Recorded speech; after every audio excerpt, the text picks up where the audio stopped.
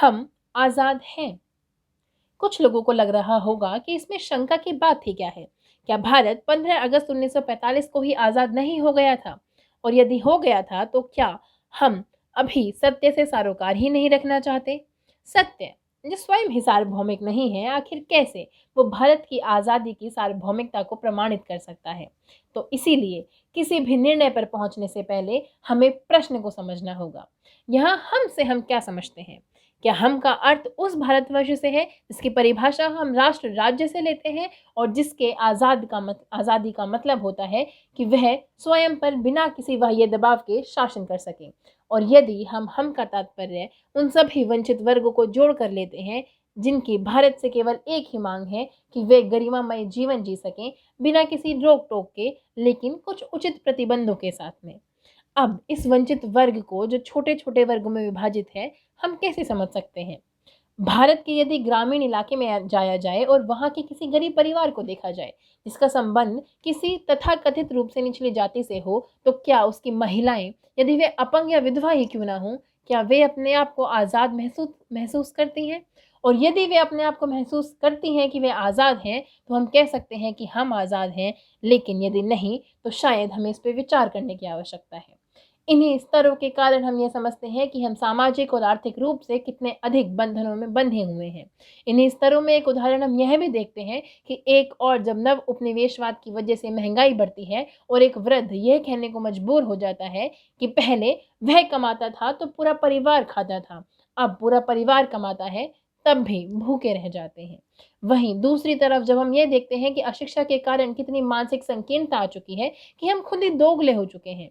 दोगले इस अर्थ में कि एक और हम अपने एकता का गान गाते हैं और दूसरी तरफ हम अपने उत्तर पूर्वी भाई बहनों को ही विदेशी घोषित कर देते हैं।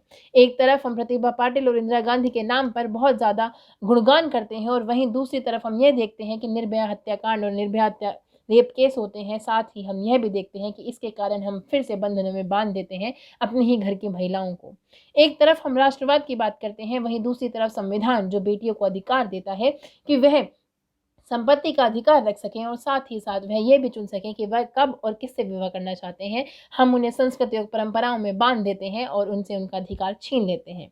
वही संस्कृति और परंपराएं जिन्हें शायद हम में से किसी ने भी खुद से चयन नहीं किया था, लेकिन समस्या तब और बढ़ जाती है जब हम उनके ऊपर प्रश्न तक नहीं लगा पाते और प्रश्नों के अभाव के कारण तर्कों की कमी हो जाती है और इसी कारण वह व्यवस्था खोखली हो जाती है और फिर हम ऐसे संघर्षों में फंस जाते हैं जिसे हम आज सांप्रदायिकता के नाम से जानते हैं। और यदि कुछ प्रचलित शब्दों में माना जाए तो तथाकथित रूप से जिसे लव जिहाद कहा जाता है, हम कुछ उस मानसिक बंधनों में अपने आप को बांध लेते हैं। एक और हम LGBTQIA वर्ग की तो बात ही नहीं करते, उनकी आज़ादी के बारे में कभी सोचते ही नहीं। और दूसरी ओर हम यह देखते हैं कि हम 75वीं वर्षगांठ मनाते हैं, अपनी स्वतंत्रता की मनाने जा रहे हैं और वहीं हम यह भी देखते हैं कि भ्रष्टाचार, भुखमरी, बीमारी से आज भी हमारा देश आज़ाद नहीं है।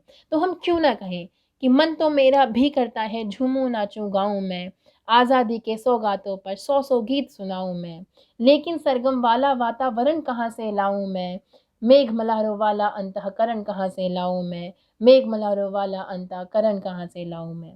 यह वातावरण शायद कोई एक तो नहीं बना सकता, लेकिन यदि हम सभी ये सब ठान लें कि हम अपने अंदर एक वैज्ञानिक स्वभाव उत्पन्न करेंगे जिसमें हम क्यों और कैसे पूछ पाएंगे, तब सही गलत को हम जान पाएंगे और ध्रुवीकरण की राजनीति से अपने आप को बचा पाएंगे। तब शायद किसी नए विचार को हम धर्म विरोधी या देश विरोधी ना कहकर एक नए विचार की तरह स्वीकार कर पाएंगे और फिर हमें शायद ये ना कहना पड़े कि बोलो आज़ाद कौन है, मेरा भारत मौन है, मेरा भारत मौन है। धन्यवाद।